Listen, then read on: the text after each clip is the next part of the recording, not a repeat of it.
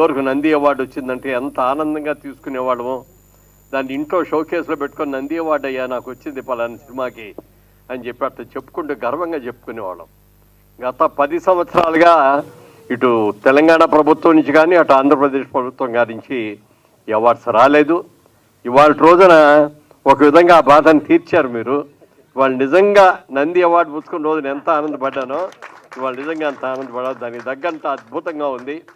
పైగా ముఖ్యంగా ఇవాళ ఇందాక మొట్టమొదట భరద్వాజ్ గారు చెప్పారు, ఇందాక మేము మెడ్రాస్లో సినిమా ఇండస్ట్రీ ఉన్నప్పుడు అందరూ కూడా తరచూ వారానికి 1-2 సార్లు అట్లా కలుసుకుంటాం ఉండేవాళ్ళం. ఏమైందో తెలియదు హైదరాబాద్ ఎవరికి ఎవరు కలవు ఎక్కడ కలవు. వాళ్ళు ఈ వేదిక మీద అందరూ కలుసుకోవచ్చు అని అనుకుంటే అందరూ రాకపోయినా చాలామంది కొద్దిమంది వచ్చినా కూడా ఇందాక పెద్దలు చెప్పినట్టుగా ఈ ఐకాన్ అవార్డ్స్ విన్నర్స్లో ఎవరైనా సరే వాళ్ళకి ఇళ్ళకే తీసుకెళ్ళి మీరు అవార్డులు ఇస్తే చాలా అందంగా ఉంటుంది. భరద్వాజ్ గారు కూడా చెప్పారు ఇందాక. మరి వాళ్ళ గోపీనాథ్ రెడ్డి గారిని చాలా రోజుల తర్వాత ఇవాళ చూస్తుంటే చాలా సంతోషంగా ఉంది. తరచుగా కలుసుకునేవాళ్ళం ఆయన రవీంద్ర భారతిలో. మరి చాలా రోజుల తర్వాత ఏమన్నారు, ఎప్పుడు చూసినా నవ్వుతూనే ఉంటారు తప్ప మీసం చూస్తే మాకే ఉంటుంది. అలాంటి మీసం మనకు కూడా వస్తే ఎంత బాగుంటుంది అనిపించేది. చాలా మంచి మనసు అయింది. అలాగే పార్థసారథి గారు వెరీ గుడ్ బ్యూటిఫుల్ ఆఫీసర్. మరి ఇలాంటి వాళ్ళని పక్కన కూర్చొని ఈ అవార్డు మీ చేతుల మీదుగా తీసుకోవడం నిజంగా నాకు చాలా సంతోషంగా ఉంది. రాబోయే రోజుల్లో ఈ అవార్డు ఇంకా ఎక్కువ మందికి ఇవ్వాలని మనస్ఫూర్తిగా అన్ని భాషల్లో కూడా ఒక్కొక్క ఇయర్ ఒక్కొక్క లాంగ్వేజ్ తీసుకున్నా కూడా బాగుంటుంది.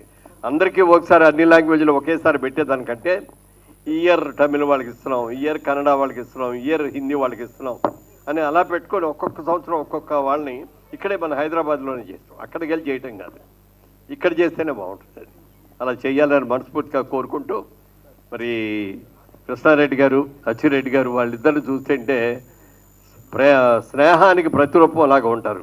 ఒక బాపు రమణ ఎలాగో ఒక కృష్ణారెడ్డి ఒక అచ్చిరెడ్డి కూడా అలాగే. అంత ఎక్కడికి వెళ్ళిన ఇద్దరు కలిసే వస్తారు ముచ్చటగా. వాళ్ళని కూడా చూస్తుంటే చాలా సంతోషంగా ఉంది.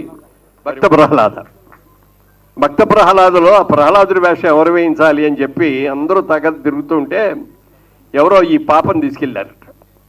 ఇదేంటి అయ్యా ప్రహ్లాదుడు అబ్బాయి కావాలి కదా మనం అనుకుంటాం, నువ్వేంటి అమ్మాయిని తీసుకొచ్చావంటే కాదండి ఒక్కసారి చూడండి సార్ అమ్మాయితో డైలాగ్ చెప్పి చూడండి అంటే డైరెక్టర్ గారు చెప్పంటే ఏది చెప్తే టక టక టక చెప్పేస్తుంట.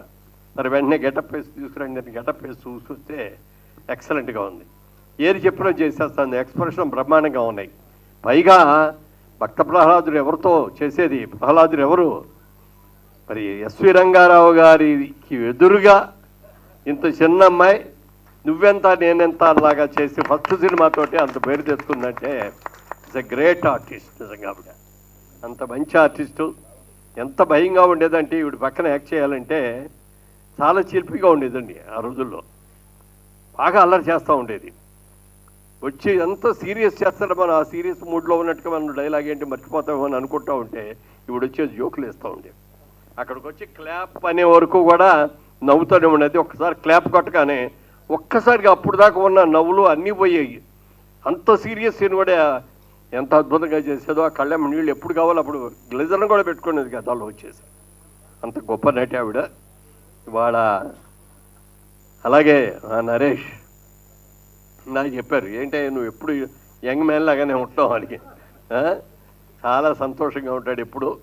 ఎన్ని రకాల క్యారెక్టర్లు ఇచ్చాడు. హీరోగా ప్రారంభించి మరి తర్వాత క్యారెక్టర్ రోల్స్లో వెళుతున్న తర్వాత ఆయనలో ఉన్నటువంటి నటన ఇవాళ బాగా అందరికి కూడా తెలిసింది. అద్భుతమైన ఏ పాత్ర ఇచ్చినా సీరియస్ పాత్ర బాగా చేస్తాడు, కామెడీ పాత్ర బాగా చేస్తాడు. ఎలాంటిదండి సెంటిమెంటల్ క్యారెక్టర్ అయినా అన్ని క్యారెక్టర్లు బ్రహ్మం చేసేటువంటి మంచి నటుడు.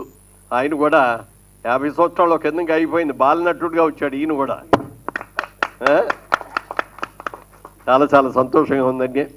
అందరికీ కూడా హృదయపూర్వకంగా కృతజ్ఞతలు తెలియజేస్తారు. ఇంతమందిని వాళ్ళ ఈ వేదిక మీద కలుసుకోవటం. మొన్న రేవంత్ రెడ్డి గారి ప్రభుత్వం కూడా ప్రభుత్వ అవార్డులు ఇస్తున్నామని చెప్పి అనౌన్స్ చేశారు. చాలా సంతోషం. మరి ఇదే వేదిక మీద ఆ రోజున మినిస్టర్ గారికి కూడా విన్నవించుకుంటే ఆయన ఇక్కడే స్పందించి నేను వెంటనే సీఎం గారితో మాట్లాడి చేస్తానని అన్న వారం రోజుల్లోనే అనౌన్స్మెంట్ రావడం కూడా జరిగింది. అది ఈ సంవత్సరం నుంచే మళ్ళీ తెలంగాణ అవార్డ్స్ ఏ పేరు పెడతారో ఇది పెట్టారు కదా మన గద్దర్ అవార్డ్స్ అని పెట్టారు. గద్దర్ గారు మహాగాయకుడు, ఆయన పేరు మీద పెట్టారు ఆ అవార్డ్స్. ఈ సంవత్సరం అందరికీ రావాలని కూడా మనస్ఫూర్తిగా కోరుకుంటూ మా సినిమా పరిశ్రమ అందరి తరఫున కూడా కన్సర్న్ మినిస్టర్ గారు కోమటిరెడ్డి గారికి అలాగే మరి రేవంత్ రెడ్డి గారికి శుభాకాంక్షలు తెలియజేస్తున్నాం.